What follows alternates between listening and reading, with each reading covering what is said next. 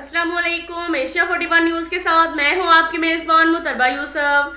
खबर शामिल करते हैं गुजरांवाला से। हमारे ब्यूरो चीफ मोहम्मद नबील गुज्जर के मुताबिक आज government college of technology Gujranwala में एहतजाजी मुजाहरा किया गया, जिसका मकसद टैबटा मुलाजमीन को 25% डिस्पैरिटी अलाउंस देना है।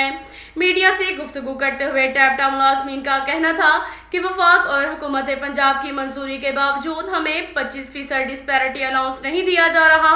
हमारा मुतालबा है कि महंगाई के इस दौर में टैबटा मुलाजमीन को इनका हक 25% डिस्पैरिटी अलाउंस दिया जाए। मुलाजमीन का कहना था कि 25% अलाउंस की मंजूरी तक एहतजाज जारी रहेगा।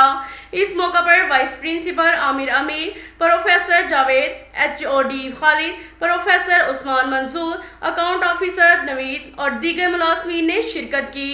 अब तक के लिए इतना ही काफ़ी है। मिलते हैं अगले बुलेटिन में, हमारे साथ रहिएगा। अल्लाह हाफिज।